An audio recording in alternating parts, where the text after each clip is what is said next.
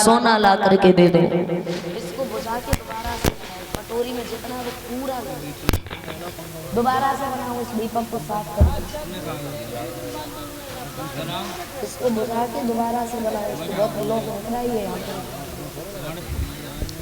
बोलिए बाके बिहारी लाल की। ऊँख से नहीं बुलाते महाराज, गरी का गोला रख दो, इसमें बुझ जाएगा।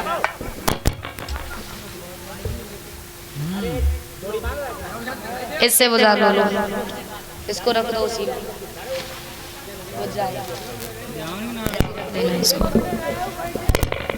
श्री सुखदेव जी समझा के कहते हैं, हे राजन परीक्षित, समय गुजरता चला जाता है। आज महाराज हरिश्चंद्र ने खजांची को आवाज लगाई है और कहा, जाओ महात्मा जी को खजाने में से 60 बार सोना ला करके दे दो। कहने लगा, महाराज पहले खजाने की चाबी तो दो हमें। और जैसी चाबी का ध्यान आया तो विश्वामित्र उठ करके खड़े हो गए और हंसने लगे।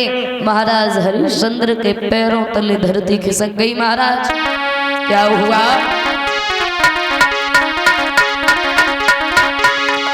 कि राजा ने खजांची बुलवायो और आज्ञा दई सोना लाने की। सोई विश्वामित्र ने मुस्कियाई के तब कही दई बात ठिकाने की। मुस्कियाई के तब कही दई बात ठिकाने की।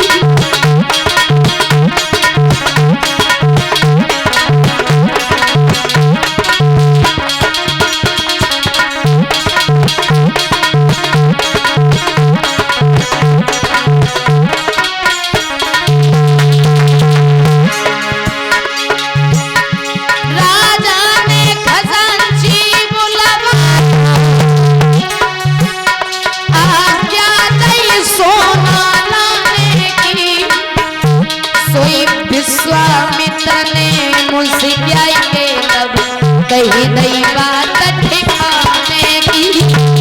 विश्वामित्र ने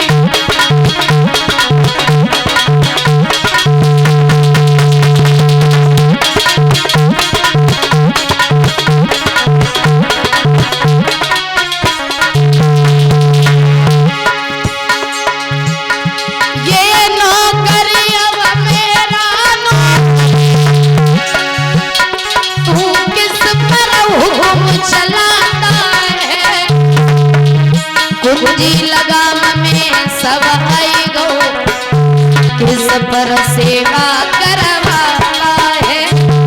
कुंजी लगाम में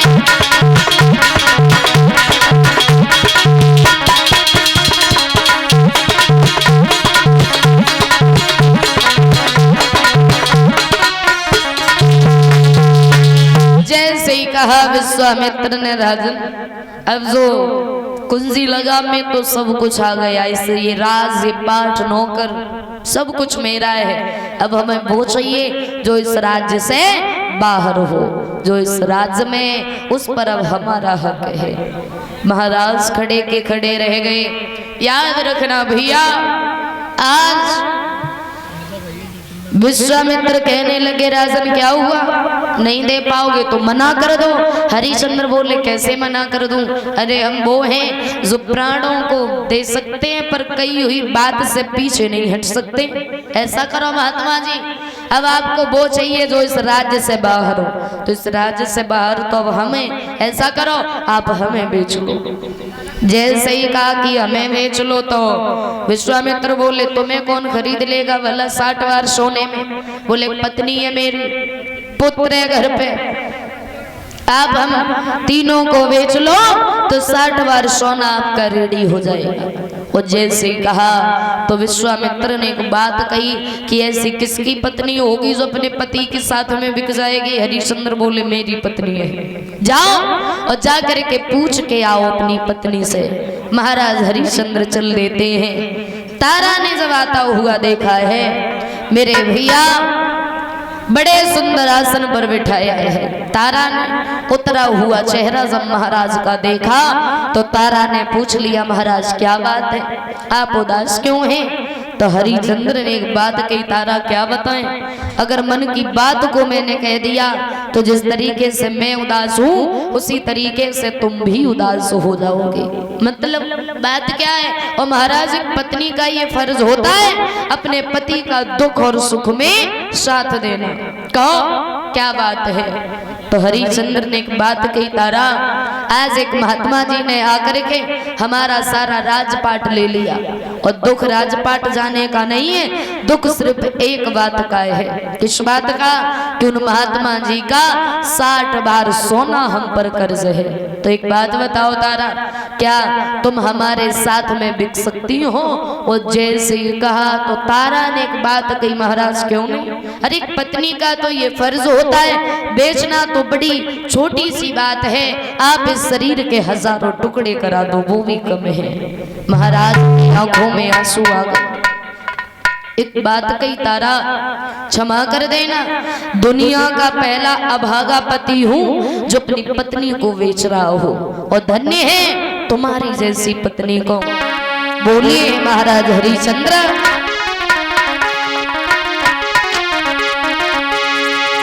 की धरणी करनी है थमी वही, और तुम जैसी अवलाओं से बलवानों की गर इज्जत है तुम जैसी महिलाओं से।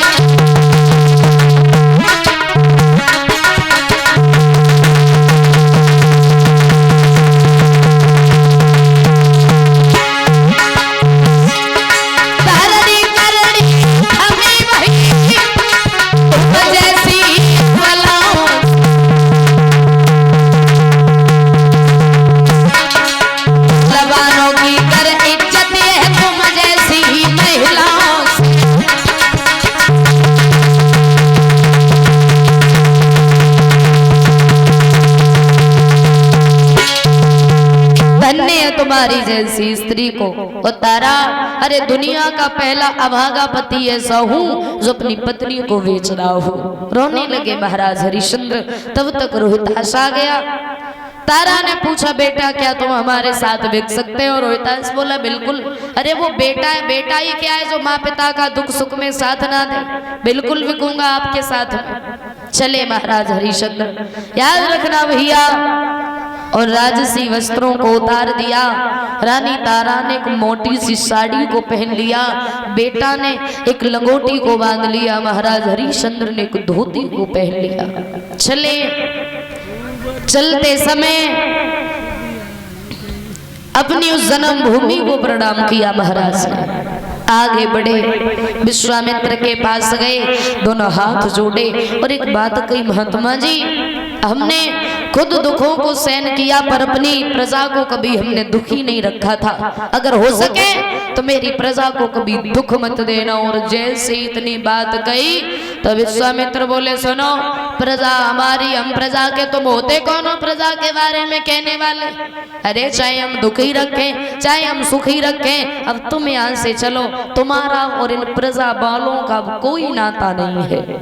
महाराज की आंखों में आंसू आ गए, प्रजा के लोग दुखी होने लगे।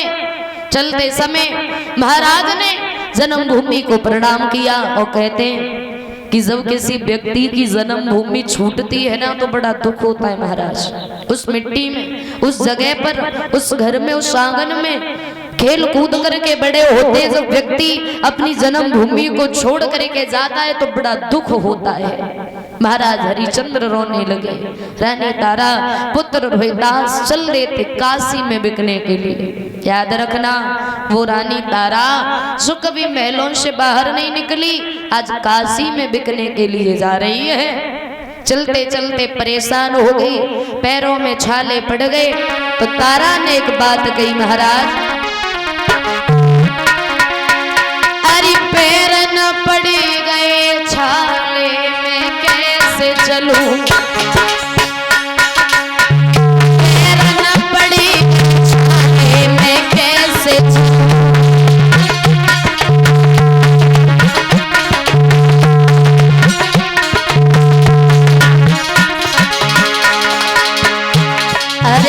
कबहू न निकली महलन से बाहर,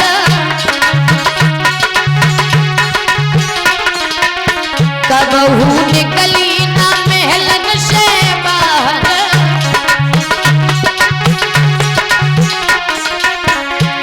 अब पग पग दुखती कमरिया में कैसे चलूं, पैर न पड़ी मैं कैसे चलूं।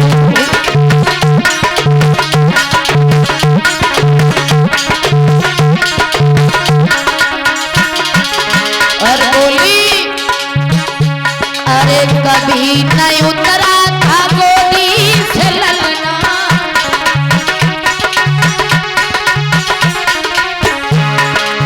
कभी नहीं उतरा था गोदी से ललना।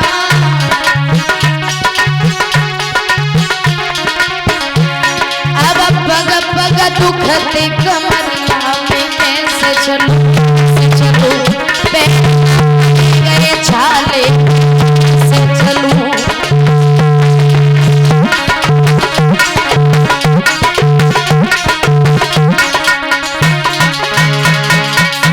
पैर न पड़ी गए छाले में कैसे चलूं।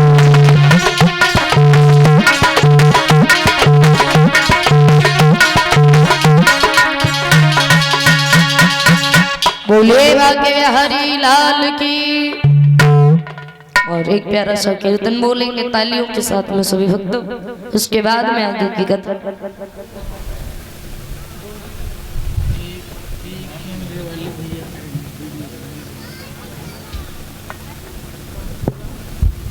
उनका भैया का नाम क्या है?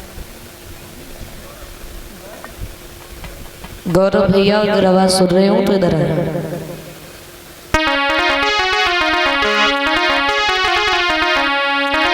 ताली बजा के बोलेंगे बड़े भाव से।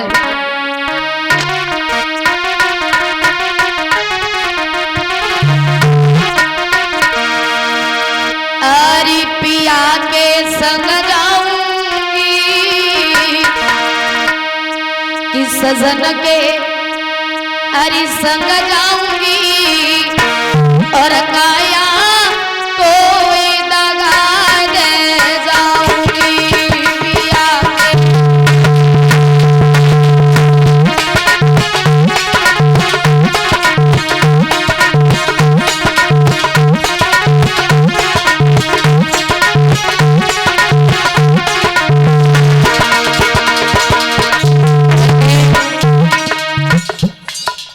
पिया के संग जाऊंगी, काया तो दगा दे जाऊंगी।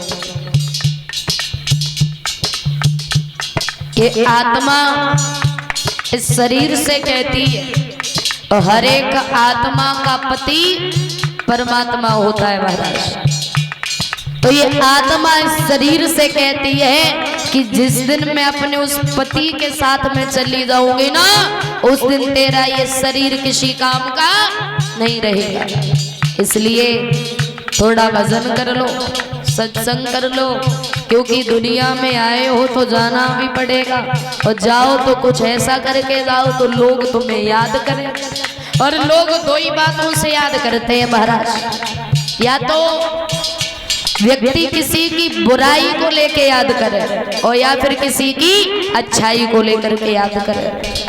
तो कहते हैं कि बुराई करोगे तो पीछे से गाली दी जाएगी, और बड़ाई करोगे तो लोग तुम्हारे मुंह पर प्रशंसा करेंगे महाराज। तो ऐसा काम करना चाहिए, जब इस दुनिया से जाएं तो ये दुनिया वाले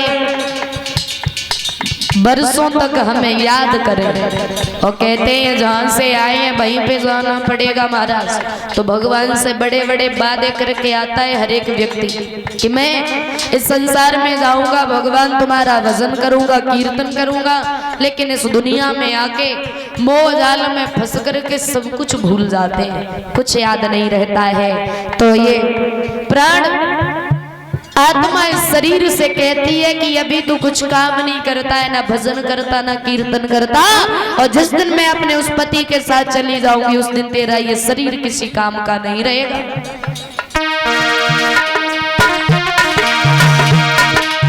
पिया के संग जाऊंगी, आया कोई दगा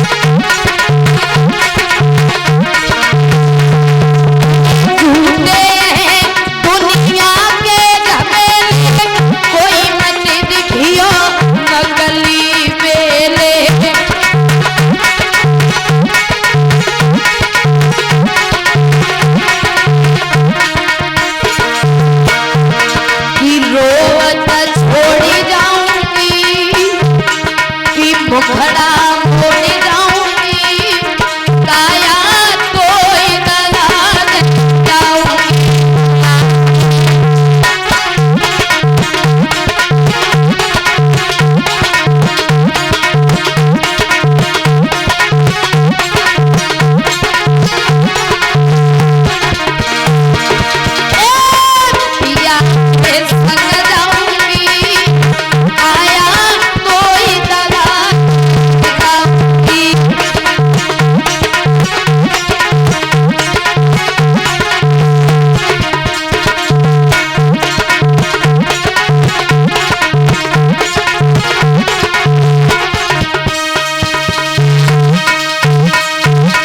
बोले भाग्य बिहारी लाल की।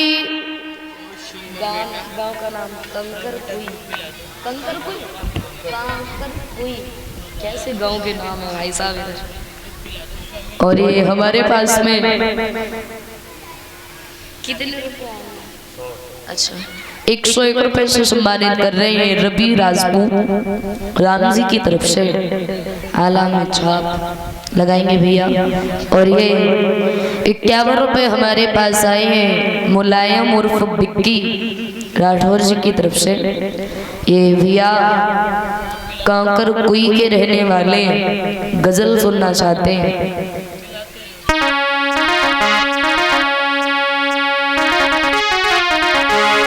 एक लाइन की गजल उसके बाद में कथा।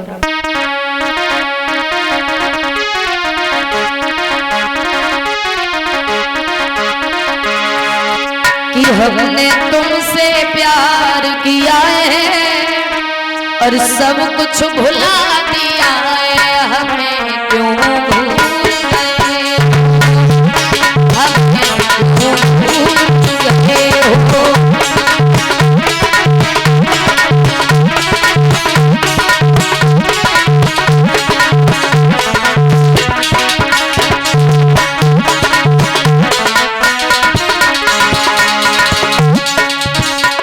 अरे तुम बिन हमको नींद न आए और एक पल चैन न आए, हमें भूल गए हो, हमें भूल गए हो।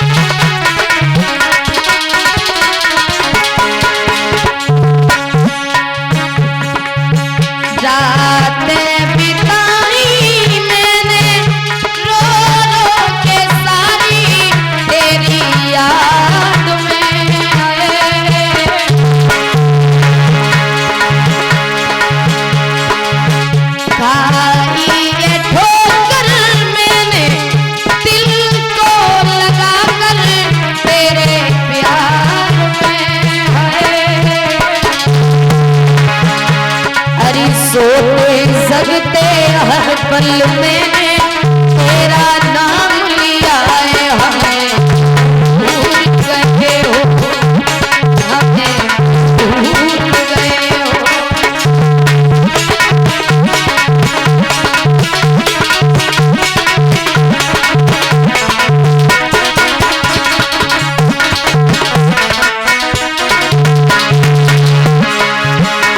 अरे तुम बिन हमको नींद न आए, एक पल चैन न आए, हमें क्यों गए हो, हमें क्यों भूल गए हो।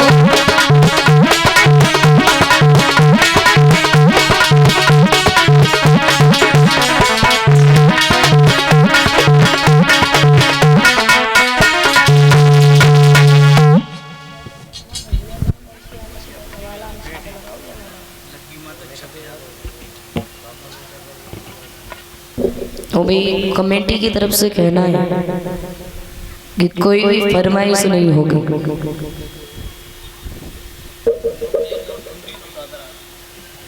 क्या करें भाई,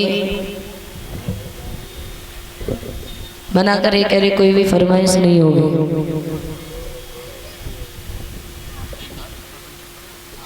चलो कोई नहीं, आपस में सलाह कर लो तो बता देना। बोलिए कन्हैया लाल की। हम तो गाने के लिए ही बैठे हैं।